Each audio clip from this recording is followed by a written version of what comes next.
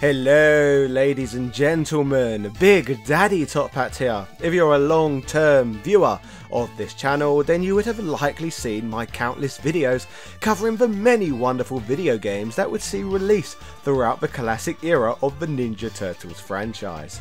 If people think of Turtles video games, it is often one of these titles. However, after the Turtles TV show was cancelled, there was no more games from the series at all until the year 2003. In today's episode, we are going to take a deep dive look at the grand return of these superheroes, how things were changed, how the new era was received, and most importantly, check out one of the first video games that would accompany this major reboot. How does this video game, simply titled Teenage Mutant Ninja Turtles, stand up against its many glorious predecessors? Let's find out. This, ladies and gentlemen, is the mad story of the return of the Teenage Mutant Ninja Turtles and the first Game Boy Advance game. Yeah! To fully grasp the context of today's tale, I guess it is important to recap what had happened prior to the release of this game.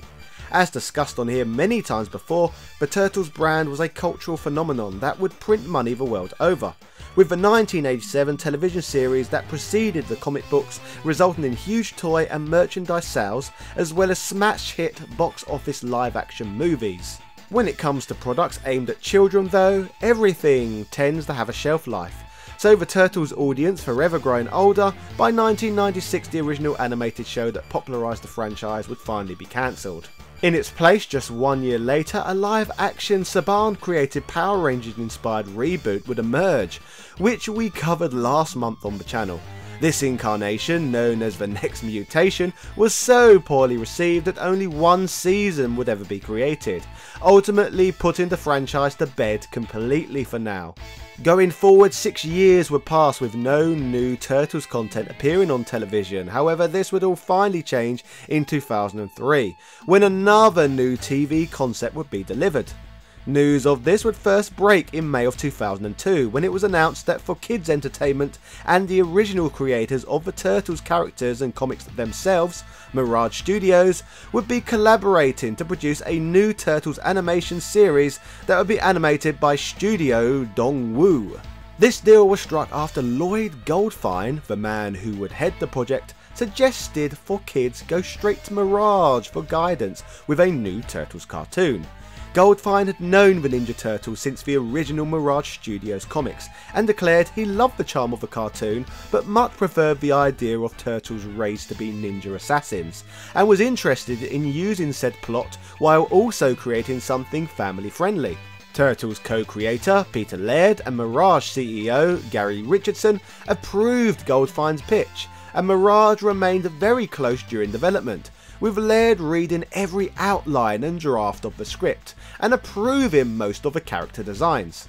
This new animated series that would begin airing in February 2003 would differ in tone greatly from what was brought to the table between 87 and 96, in that rather than delivering programming that was cheesy and slapstick, the tone with this new series would be closer to the original comic books. The 2003 Turtles was designed to be a show that was more authentic to the source material, with a strong emphasis on action and themes of familial bonds prioritising above all else. This would result in a show that was much more grown up and adult orientated than all prior TV adaptations, which meant while the show was still perfectly appropriate for a newer, younger audience, this new Turtles was still capable of drawing older fans back too. This series, that would adapt a large scope of story arcs from the comics, even delivered an art style that was more faithful to the print media too, with the Turtles looking much tougher in this animated series than they had been drawn prior. This new, or should I say really old, direction for the Turtles brand massively paid off, as the first of these series would be popular and critically acclaimed enough to end up receiving many more installments. In fact, 2003 Turtles would be such a smash hit that it would lead to a long and prosperous era for the brand, with 6 TV series of this incarnation being produced, and even a feature-length animated movie being created in 2009. This was a great era for the heroes in house shells, so with great success comes many video games. with the first of these popping up as early as 2003 itself. October 21st of this very year would see the release of not one, but two brand new Turtles games. These were released simultaneously, both taking the simple name Teenage Mutant Ninja Turtles, meaning both of these games are often referred to simply as Turtles 03. One of these games appeared on the PlayStation 2, GameCube, Xbox and PC, and functioned as a 3D beat 'em up. We shall certainly be looking at this game in depth on the channel someday soon, but in today's content we are going to be focusing on the other game that saw release that year. This other game was a classic style 2D beat 'em up developed by Konami for the Game Boy Advance, thus meaning that the game is from the very same genre as the likes of Turtles Arcade and Teenage Mutant Ninja Turtles: Turtles in Time, perhaps the two most legendary games in the whole entire franchise. So without further ado, let's analyse this game and see how well it stands up against the well-known classics that had come before it. When you first power the Game Boy Advance on to play this game, one of the first things you will probably notice is the insanely high quality of the music and audio that this game delivers. Many GBA soundtracks sound terrible, however Konami with this game appear to have gotten the best out of the system. But what for the gameplay itself? The title that is clearly based on the look of the new TV series allows gamers to not only choose a difficulty setting, but like many Turtles games of old, lets users choose which of the four they wish to play as. Where this game differs instantly from others in the series before it though, is that each of the foursome have their own unique set of levels that need to be completed. Meaning, much like a Mega Man game, a personal playthrough will differ depending on which turtle you opt to play as first. Before any action is even underway in this one, there is a lot of character dialogue to read to help set the story and the scene, which is I guess a running theme throughout the game, with a lot more story focus to what players would be used to from either console or arcade games from back in the day. I guess the different pacing though should probably be expected, bearing in mind how much time has shifted since the last game was released. Primary action in this one is made up of traditional side-scrolling levels with beat-em-up combat, however gameplay is occasionally mixed up to showcase other styles, which we shall soon get to.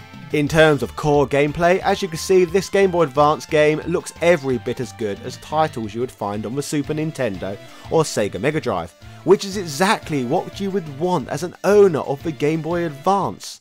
For me personally, the GBA was a magical device, as while on the whole I found that gaming on home consoles appeared to be moving in a direction of trying to make everything as gritty and realistic as possible, the Game Boy Advance was offering brand new games that featured playstyles of old, which was perfect for someone like myself at the time. As one would expect, each of the four turtles each had their own unique signature weapons that they can wield against enemies in the plot. And in a throwback to Teenage Mutant Ninja Turtles 3, Radical Rescue for the original Game Boy, each turtle has their own custom abilities to help them traverse their environments, meaning there are more differences between the turtles than just weapons and aesthetics. The game features a plot that occurs directly after a group of Baxter Stockman's Mouser robots have destroyed the turtles' home. These robots are now in the process of attacking the turtles' new one. The turtles trace the robots back to Stockman and thus set off in pursuit to defeat him and save April O'Neil. Throughout the game, many familiar Turtles characters resurface, with the whole adventure culminating in a battle against classic villain Shredder, which we will also get to soon. If gamers opt to play as Leonardo, Act 1 occurs down in the sewers, where gamers must hack and slash their way through a series of Mousers. Players can opt to attack enemies classic beat-em-up style, as well as being able to perform charged dash attacks via holding the left trigger down. To give the game a bit of a more free roaming feel, players are often presented with choices regarding to which route they would like to take, much like what could be found in the likes of Golden Axe: The Revenge of Death Adder before this, a classic game I have covered a while back that you may want to check out my video on. Animation in the game is very solid looking, with the turtles having some great animation frames on display. The game features platforming elements as well as vertically scrolling sections to further mix up gameplay. In the sewers, aside from the Mousers being present, purple dragons must also be faced off against. a gang of low-level thugs connected to the Foot Clan who have been present in the Turtles franchise ever since the first few pages of the first ever comic book.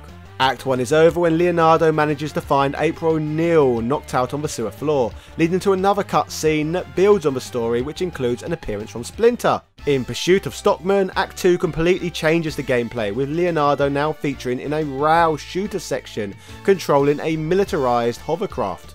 While this stage offers some shooty fun that is paired with lock-on mechanics, what is most impressive about this section is the ridiculously impressive graphical effects, offering stunning looking presentation for the humble GBA. After this stage, another cutscene is shown between Dr. Stockman and fellow villain Hun. Leonardo manages to get into Stockman's headquarters via a ventilation shaft, leading to more beat-em-up action. Here inside Stocktronic Industries laboratory, a number of ninjas and mousers must be taken out before finally reaching the Doctor himself. Here, Stockman sets one of his large mechanical contraptions against Leonardo, which can only be defeated by repeatedly jumping and striking the foe in the head. Still though, players must avoid this opponent's missiles and leaping stomp attacks in order to put this bad boy out of its misery. After completing this Leonardo section of the game, a scene is shown as the Turtles celebrate, followed by one of Oroku Saki ordering Han to take Stockman away. Saki is of course the most well-known mantle holder of the title of the Shredder, the main antagonist of the Teenage Mutant Ninja Turtles comics and all of the related media. Raphael's section of the game starts out with him ascending to the surface to cool off after having Michelangelo get on his nerves a bit. Scenes also show what appears to be Casey Jones on the news pursuing the Purple Dragons, the same gang who accosted Raphael as soon as he makes it to the graffiti tarnished streets. Bloody dirty vandals. The night sky and vandalised buildings give this stage a very beat 'em up of old sort of feel, which is always nice to see, particularly in 2003 when games like this on the whole had become a genre of the past. Raphael has a cool charge attack that also allows him to release a flurry of kicks, giving the area an even more Streets of Rage sort of feel. Even neon lights are present to nod to this era further. The scenery is all around quality. Raphael also utilises his wall climbing ability in this stage to ascend up buildings to reach rooftops and other areas, making the stage feel large and entertaining.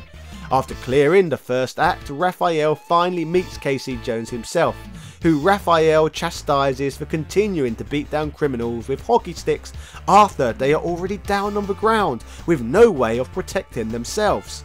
This leads to a boss fight between Jones and the Turtle locked into a fairly small playfield, bringing back memories of Jones' appearance in Turtles Tournament Fighters for the Sega Mega Drive. Raphael wins the fight, but Jones still beats him down with a golf club afterwards. So the Turtles pursue the Vigilante to attempt to change his ways yet again. Next, the game gives players yet another break from beat-em-up gameplay, offering a motorcycle section which plays a lot like Excitebike, where gamers must ride the shell cycle and defeat Casey in a race. After the race, Casey reveals his origin story and why he wants revenge on the Purple Dragons on behalf of what they did to his father. In the final act of Raphael's section of the game, Raphael teams up with franchise favourite Casey against various gang members. Players must run a gauntlet against a large array of opponents before finally taking on the Dragon Gang leader himself, Dragonface. Once he is defeated, Raphael's part of the game is concluded.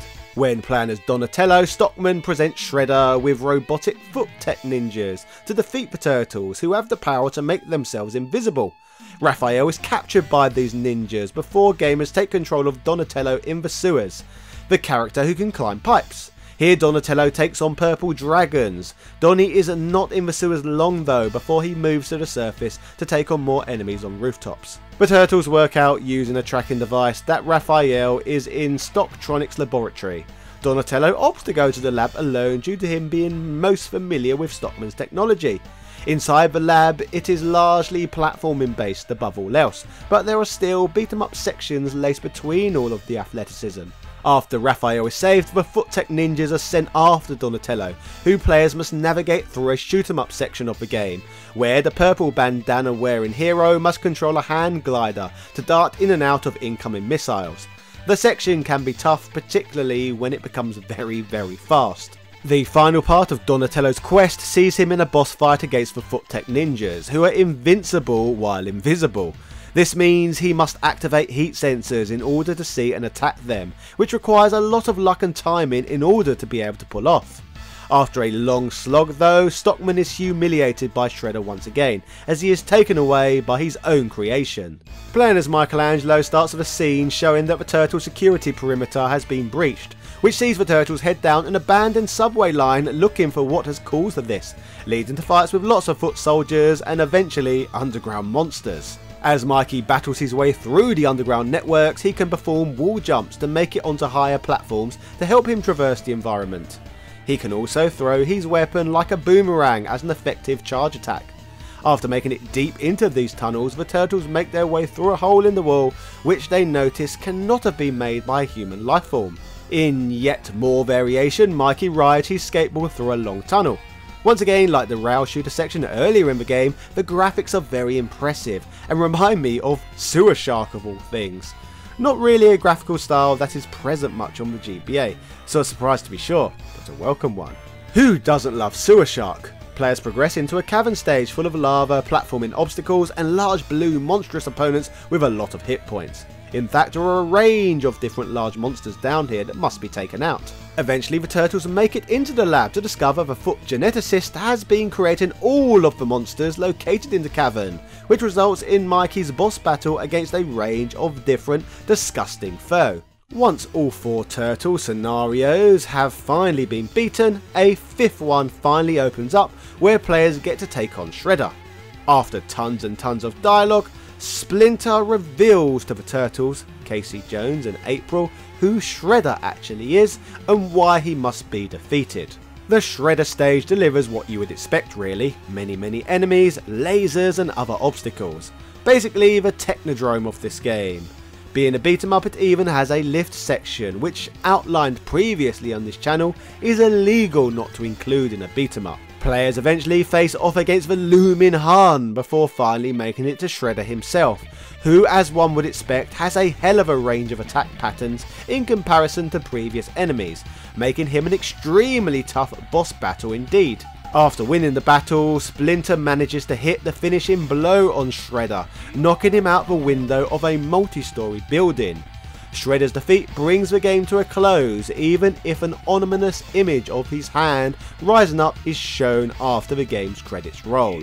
Now, as demonstrated through this video, this Game Boy Advance title has a lot of upside to it, but that does not leave the game without flaws. Perhaps the biggest of these being the fact that the game offers no 2-player cooperative mode like literally every Turtles beat 'em up that had ever come out before it. Sure, an excuse could be made that the game was for the GBA, so multiplayer was less appealing, but the system did have a link cable, and it certainly did not stop Final Fight 1 from receiving cooperative beat 'em up brawling on the platform. Back on release, the game would also receive the generic criticisms that games would get at the time that featured this style of play, which would of course include the old chestnuts, this game is too short, and beat 'em ups are dated and repetitive. In 2021 though, I think many of us prefer shorter pick up and play stints to be able to fit gaming into our very busy lives, particularly on handheld systems that have been designed to be played in very short bursts anyway. Once again, moaning about beat 'em ups existing is also a very dated worldview, particularly when we take into account how beloved games like Streets of Rage 4 and River City Girls have become recently. In fact, if I was to moan about anything with regards to this game, it is that it should be more beat 'em uppy and include more brawling and less dodgy platforming. No way did this game need as much text as it received either, as sometimes the amount of dialogue really drags, but at the very least it gives players a window into this era of Turtle storylines. All in all though, I am going to have to say the game delivers a decent effort from Konami, even if a title does not offer quite the same bite as the likes of Turtles in Time. However, if you compare this title with its Game Boy predecessors, it's probably the best of the bunch. Interestingly, this would be the first of a few different Turtles games published for the Game Boy Advance, so we will be able to visit its successors along with the game's home console counterparts in future episodes. As for this 2003 title, the game helped mark an important point in the Turtles franchise's history, and helped usher in a new decent era for the brand. By this period, the classic series may have been over, but this more modern approach was beginning to look very promising indeed. So ladies and gentlemen, that was the story of the return of Teenage Mutant Ninja Turtles and the 2003 Game Boy Advance game. Let me know in the comments down below which Turtles game you would like me to cover next on here, and if you are new here, be sure to check out my pre-existing already huge Turtles game playlist. I'd love to have you as one of my subscribers. Speaking of content for you to check out, my wife Lady Decade has just uploaded a new video covering the Robo 3DO, a ridiculous Japan only device that seems to have only been manufactured so that viewers could watch adult movies, so be sure to check that messed up story out on the Lady Decade channel. To conclude, I would like to give massive thank yous to those who back my show on Patreon, helping to allow me to work on niche content like the history of certain Game Boy Advance games on a full-time basis. So without further ado, I would like to give massive shout outs to some of my Patreon backers.